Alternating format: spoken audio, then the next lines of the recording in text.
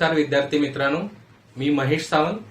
ध्रुव अकॅडमीच्या या वेब सिरीजमध्ये आपलं सर्वांचं स्वागत. आजच्या या लेक्चरमध्ये आपण भारतीय राज्यघटनेचा विचार करणार आहोत. भारतीय राज्यघटना हा विषय यूपीएससी आणि एमपीएससीच्या परीक्षासाठी खूपच महत्त्वाचा ठरतो. याची दोन कारणं आहेत. पहिली महत्त्वाची गोष्ट म्हणजे आपल्या परीक्षेमध्ये बऱ्यापैकी प्रश्न भारतीय राज्यघटना या विषयावर विचारले जातात, आणि दुसरा महत्त्वाची गोष्ट म्हणजे जेवढे काही प्रश्न विचारले जातात त्या सर्व प्रश्नांमध्ये जर आपले हमखास मार्क्स देणारे कोणते प्रश्न असतील तर ते म्हणजे भारतीय राज्यघटना. आणि म्हणूनच परीक्षा पास होण्याच्या दृष्टीने भारतीय राज्यघटना हा विषय अतिशय व्यवस्थितपणे समजून घेणं आपल्यासाठी खूप महत्त्वाचं ठरतं. या वेब सिरीजमध्ये भारतीय राज्यघटना तुम्हाला खूप व्यवस्थितपणे समजावून देण्याचा मी प्रयत्न करणार आहे. आजच्या लेक्चरमध्ये आपण भारतीय राज्यघटनेची वैशिष्ट्य समजून घेणार आहोत. तुम्हाला सर्वांनाच माहिती आहे की भारतीय राज्यघटना 26 नोव्हेंबर 1949 आपल्या संविधान सभेने स्वीकारली, आणि मग ह्या संविधान सभेने स्वीकारलेल्या राज्यघटनेनुसार आपण सध्या आपला राज्यकारभार चालवत आहोत. पहिला महत्त्वाचा प्रश्न निर्माण होतो की राज्यघटना म्हणजे नेमकं काय?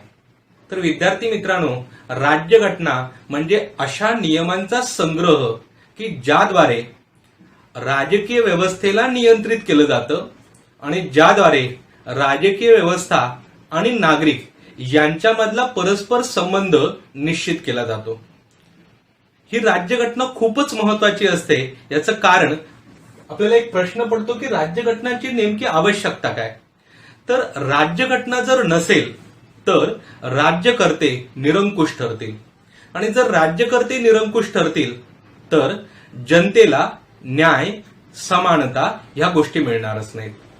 जर लोकांना अधिक चांगलं जीवन जगायचं असेल, लोकांना राज्यकर्त्यांच्या अन्यायापासून मुक्त व्हायचं असेल तर मुळात राज्यकर्त्यांवर अंकुश असणं गरजेचं आहे. राज्यकर्त्यांच्या अधिकारांची आणि जबाबदाऱ्यांची एक चौकट असणं गरजेचं आहे, आणि हे चौकट बनवण्याचं काम राज्यघटना करते.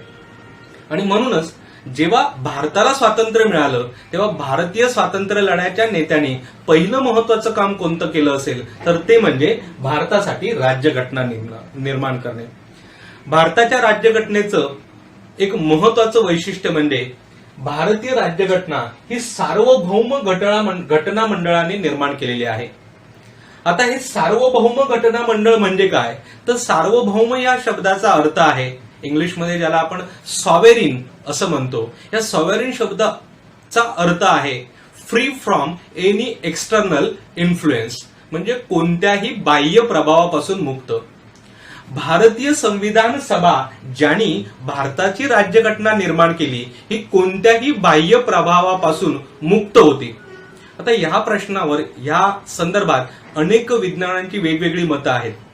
असा एक विचार प्रवाह आहे की भारतीय राज्यघटना जर ब्रिटिशांनी नेमलेल्या कॅबिनेट मिशनने निर्माण केला असेल. तुम्हाला माहितीच आहे की 1946 भारतामध्ये ब्रिटिशांनी एक कॅबिनेट मिशन पाठवलेलं होतं, आणि ह्या कॅबिनेट मिशनने दिलेल्या फॉर्म्युल्यानुसार भारतीय संविधान सभेची निर्मिती झाली.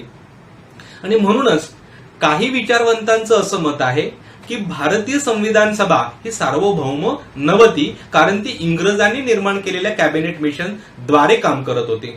परंतु हा आक्षेप खोटा आहे.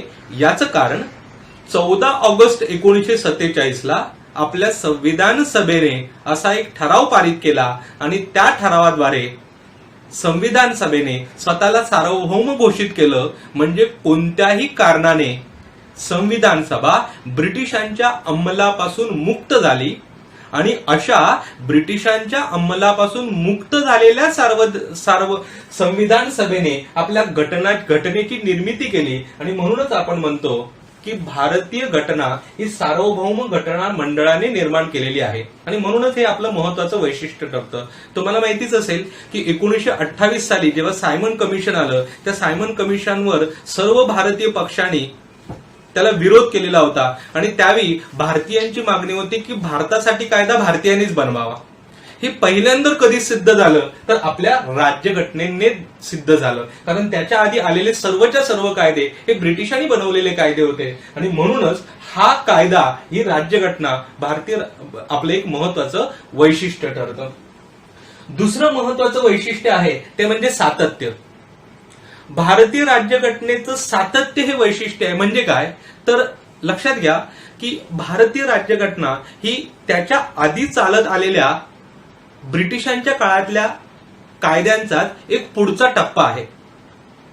तुम्ही जर राज्यघटनेचा अभ्यास केला असेल, आपणही पुढच्या लेक्चर्समध्ये यांचा डिटेलमध्ये विचार करणार आहोत, पण 1862चा कायदा, 1892चा कायदा, 1909चा कायदा, 1919चा कायदा, त्यानंतर 1935चा कायदा आणि त्याच्या पुढचा टप्पा म्हणजे भारतीय राज्यघटना. तुम्हाला माहितीच असेल की भारतीय राज्यघटना जी सध्या आपण स्वीकारलेली आहे, या राज्यघटनेचा जवळजवळ 68% भाग हा 1935च्या कायद्यामधूनच घेतलेला आहे. 1935च्या कायद्याच्या बऱ्यापैकी भागाला आपण तसंच्या तसं पुढे चालू ठेवलं आणि म्हणूनच आपण म्हणतो की भारतीय राज्यघटना याच्यामध्ये एक प्रकारचं सातत्य दिसतं. या सातत्याला आपण दुसऱ्याही पद्धतीने घेऊ शकतो की मागच्या 70 वर्षामध्ये भारतीय राज्यघटना आधीची राज्यघटना संपवली आणि नवीन निर्माण केली असं झालं नाही. जगातल्या इतर देशांमध्ये असंही झालेलं दिसतं. त्याही दृष्टीने आपण असं म्हणू शकतो की भारतीय राज्यघटनेमध्ये एक प्रकारचं सातत्य आहे. ओके. तिसरा महत्वाचा जे वैशिष्ट्य आहे ते म्हणजे भारतीय राज्यघटना ही जगातली सर्वात मोठी राज्यघटना आहे. भारतीय राज्यघटना ही लिखित राज्यघटना आहे. राज्यघटनेचे 2 प्रकार असतात, एक म्हणजे लिखित राज्यघटना आणि दुसरी म्हणजे अलिखित राज्यघटना. इंग्लंड या देशाची जी राज्यघटना आहे ती अलिखित राज्यघटना आहे आणि भारताची राज्यघटना तुम्हाला सर्वांनाच माहिती आहे की डॉक्टर बाबासाहेब आंबेडकर यांच्या अध्यक्षतेखाली ही राज्यघटना लिहिली गेली आणि नंतर 26 नोव्हेंबर 1949ला आपण ती स्वीकारली आणि म्हणूनच राज्यघटना लिखित आहे. पण ही सर्वात मोठी राज्यघटना आहे, कारण ज्यावेळी आपण राज्यघटना स्वीकारली त्यावेळी त्याच्यामध्ये 395 आर्टिकल होते. जर जगातल्या इतर राज्यघटनांशी आपण जर तुलना करून बघितली तर याचं मोठेपण आपल्याला लक्षात येतं. उदाहरणार्थ अमेरिकेच्या राज्यघटनेमध्ये फक्त 7 कलम आहेत. कॅनडा ह्या दुसऱ्या देशाच्या राज्यघटनेमध्ये 147 कलम आहेत. ऑस्ट्रेलियाच्या राज्यघटनेमध्ये एकूण 128 कलम आहेत आणि चीनच्या राज्यघटनेमध्ये फक्त 106 कलम आहेत. आणि याच्या तुलनेत जर आपण विचार केलं तर 395 कलम म्हणजे भारतीय राज्यघटना खरंच खूप मोठी आहे. का राज्यघटना आपली एवढी मोठी आहे, काय गरज पडली, याच्याबद्दल आपण एक वेगळा लेक्चर करणार आहोत. पुढच्या लेक्चरमध्ये याच्याबद्दल मी तुम्हाला समजावून सांगेन. त्याच्याबरोबरीने पुढचं महत्वाचं वैशिष्ट्य आहे की भारतीय राज्यघटना ही जननिर्मित राज्यघटना आहे. आता जननिर्मित राज्यघटना म्हणजे काय तर लोकांनी निर्माण केलेली राज्यघटना. आता प्रश्न असा पडू शकेल की खरंच लोकांनी निर्माण केली का, तर लोकांनी निर्माण केली याचा अर्थ आहे की लोकांनी निवडून दिलेल्या प्रतिनिधींनी राज्यघटना निर्माण केलेली आहे. तुम्हाला माहितीच असेल की 1946ला जे कॅबिनेट मिशन आलं, या कॅबिनेट मिशनने एक फॉर्म्युला दिला आणि त्या फॉर्म्युलाद्वारे लोकांचे प्रतिनिधी निवडले गेले. या लोकांच्या प्रतिनिधींद्वारे एक संविधान सभा बनली आणि त्या संविधान सभेने भारतासाठी राज्यघटना लिहिण्याचं काम केलं. पुढे या राज्यघटनेच्या शेवटी आपण जेव्हा राज्यघटनेची एक प्रस्ताविका लिहिली, या प्रस्ताविकेमध्ये राज्यघटनेचं तत्वज्ञान सांगितलेलं आहे. या तत्वज्ञानामध्ये आपण असं स्पष्ट लिहिलेलं आहे की भारतीय राज्यघटना ही लोकांनी निर्माण केली, लोकांना अर्पण केली आणि लोकांनी ती स्वीकारलेली आहे. आणि म्हणूनच आपण असं म्हणू शकतो की भारतीय राज्यघटना ही जननिर्मित राज्यघटना आहे. It's a people constitution. त्याच्या पुढचं वैशिष्ट्य आहे ते म्हणजे भारतीय राज्यघटनेने भारताला सार्वभौम, प्रजासत्ताक, समाजवादी, धर्मनिरपेक्ष गणराज्य घोषित केलेला आहे. या सगळ्या शब्दांचा आपल्याला खूप डिटेलमध्ये अभ्यास पुढच्या लेक्चरमध्ये करायचंच आहे. पण आता फक्त आपण राज्यघटनेचं एक वैशिष्ट्य म्हणून त्याचा विचार करूया. आता हे का महत्वाचं वैशिष्ट्य ठरतं, कारण याच्या आधी आलेल्या इतर सर्व कायद्यांमध्ये भारताला याच्यापैकी काहीच लाभलं नव्हतं. भारताला सार्वभौमत्व कोणी दिलं? राज्यघटनेने दिलं. भारताला प्रजासत्ताक व्यवस्था कोणी दिली? राज्यघटनेने दिली. भारताला समाजवादी व्यवस्था, धर्मनिरपेक्ष व्यवस्था आणि सर्वात महत्वाचं म्हणजे गणराज्य व्यवस्था राज्यघटनेनेच दिली. आणि म्हणून हे जे काही शब्द आहेत हे आपल्या राज्यघटनेचे एक महत्वाची वैशिष्ट्य मानले जातात. त्याच्या पुढचं, भारतीय राज्यघटना ही एक लवचिक राज्यघटना आहे असं म्हटलं जातं. लवचिक या शब्दाचा अर्थ काय? तर भारतीय राज्यघटनेमध्ये आवश्यकतेनुसार बदल केले जाऊ शकतात. आतापर्यंत 100हून जास्त घटना दुरुस्त्या आपल्या राज्यघटनेमध्ये केलेल्या आहेत, पण त्याचवेळी वाटेल ते बदल करण्याचं स्वातंत्र्य मात्र नाहीये. कारण आपली राज्यघटना लवचिक आहे याचा अर्थ असा होतो की आवश्यक ते बदल करू शकतात, पण सर्वच भागांमध्ये करता येत नाही. कारण काही भाग राज्यघटनेचा असा आहे जो अपरिवर्तनीय आहे. विशेषतः केंद्र राज्य संदर्भातल्या ज्या तरतुदी आहेत यांच्यामध्ये सहजपणे बदल करता येत नाहीत. आणि त्याही पुढे जाऊन मी असं सांगतो की 1973 केशवानंद भारती खटल्यामध्ये सर्वोच्च न्यायालयाने basic structure of the constitution नावाची संकल्पना सांगितली. आणि या संकल्पनेमध्ये सर्वोच्च न्यायालयाने असं सांगितलं की भारतीय संसद राज्यघटनेमध्ये बदल करू शकते, परंतु राज्यघटनेच्या स्ट्रक्चरमध्ये, आराखड्यामध्ये बदल करू शकत नाहीत. म्हणजे काही भाग राज्यघटनेचा अपरिवर्तनीय आहे. म्हणजे एकाच वेळी बदल करण्याचीही सवलत आहे आणि एकाच वेळी बदल न करण्याचं बंधनही आहे. आणि म्हणूनच आपण लवचिक आहोत असं म्हणतो. आता भारतीय राज्यघटनेमध्ये बदल करण्याच्या, घटना दुरुस्ती करण्याची ही जी काही पद्धत आहे ही अतिशय चांगली आहे. म्हणून ते वैशिष्ट्य ठरतं. का चांगली आहे? कारण बदल म्हणजेच जिवंतपणाचं लक्षण आहे. आपण लोकांच्या गरजानुसार, बदलत्या भारतानुसार राज्यघटनेमध्ये आवश्यक ते बदल करू शकतो. आणि म्हणूनच अशा प्रकारे घटना दुरुस्ती करण्याची पद्धत हे आपल्या राज्यघटनेचं एक महत्वाचं वैशिष्ट्य ठरतं. त्याच्यानंतर भारतीय राज्यघटनेचं एक सर्वात महत्वाचं वैशिष्ट्य म्हणजे संसदीय लोकशाही. संसदीय लोकशाहीचा अर्थ असतो की जिकडे लोकांनी दिलेले प्रतिनिधी, लोकांनी निवडून दिलेले प्रतिनिधी, आपल्या संसदेमध्ये गेलेले प्रतिनिधी आपल्या कार्यकारी मंडळाची निर्मिती करतात, म्हणजे आपल्या मंत्रिमंडळाला निवडतात. याच्याबद्दल आपण पुढचा एक डिटेल लेक्चर घेणार आहोत. पण इथे लक्षात घ्या की ह्या संसदीय लोकशाहीमध्ये लोकांचे प्रतिनिधी देशाचं कार्यकारी मंडळ निवडतात. आणि म्हणून हे एक महत्वाचं वैशिष्ट्य ठरतं. आता हे महत्वाचं वैशिष्ट्य का ठरतं? कारण भारतासारख्या देशामध्ये जिकडे लोकांना एक वेळचं अन्न मिळताना मुश्किल होतं, ज्यावेळी आपण स्वातंत्र्य मिळवलं, जिकडे लोक अशिक्षित होते, त्या देशामध्ये एवढ्या मोठ्या अवाढव्य देशाचा कारभार कसा चालवावा हे ठरवण्यासाठी लोकांचे नेते निवडून येणार होते. आणि त्याद्वारे म्हणजे संसदीय प्रणालीद्वारे शासन चालवलं जाणार होतं. हे जगासाठी आश्चर्याची गोष्ट होती. आणि म्हणूनच अशा देशामध्ये जेव्हा आपण संसदीय व्यवस्था स्वीकारली आणि ती यशस्वीपणे चालवली, ही दूरदृष्टी आपल्या राज्यघटनेमध्ये सांगितलेली आहे. आणि म्हणूनच भारताची राज्यघटना हे संसदीय लोकशाही हे भारताच्या राज्यघटनेचं एक महत्वाचं वैशिष्ट्य ठरतं. पुढचं वैशिष्ट्य आहे ते म्हणजे एकेरी नागरिकत्व. भारतीय राज्यघटनेने भारताला एकेरी नागरिकत्व दिलेलं आहे. हे एक महत्वाचं वैशिष्ट्य ठरतं. याचं कारण म्हणजे मगाशी सांगितल्याप्रमाणे एकाच वेळी आपण केंद्रीय व्यवस्था घेतलेली आहे आणि त्याच वेळी आपण संघराज्य व्यवस्था घेतलेली आहे. आणि मग जगातल्या इतर संघराज्यांचा जर आपण विचार केला, उदाहरणार्थ अमेरिकन संघराज्याचा विचार केला, तर अमेरिकन संघराज्यामध्ये 2 प्रकारचं नागरिकत्व असतं. एक म्हणजे त्यांच्या संपूर्ण देशासाठी असलेलं नागरिकत्व आणि दुसरं म्हणजे त्यांच्या प्रत्येक घटक राज्यासाठी असलेलं वेगळं नागरिकत्व. भारतामध्ये मात्र संघराज्य व्यवस्था असूनही आपण एकच नागरिकत्व दिलेले, त्याद्वारे भारताची आपण एकता टिकून ठेवण्याचा प्रयत्न केलेला आहे. आणि म्हणूनच भारताचं एकेरी नागरिकत्व हे आपलं एक महत्वाचं वैशिष्ट्य आहे. त्याच्यानंतर दुसरं महत्वाचं वैशिष्ट्य म्हणजे केंद्रीय आणि संघराज्य व्यवस्थेचं मिश्रण. आता मी तुम्हाला म्हटलं की भारतीय व्यवस्था ही संघराज्य व्यवस्था आहे असं म्हटलं जातं. आता संघराज्य व्यवस्था म्हणजे काय?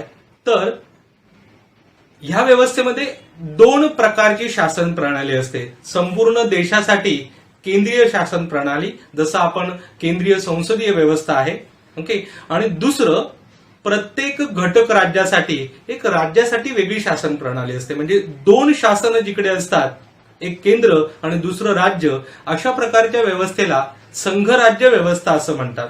आणि दुसरी असते व्यवस्था ती म्हणजे केंद्रीय व्यवस्था. या केंद्रीय व्यवस्थेमध्ये संपूर्ण देशासाठी एकच शासन व्यवस्था असते. भारतामध्ये काय आहे की भारतामध्ये एकाच वेळी आपण केंद्रीय व्यवस्था आणि संघराज्य व्यवस्था यांचं एक खूप सुंदर मिश्रण आपण बनवलेले आहे.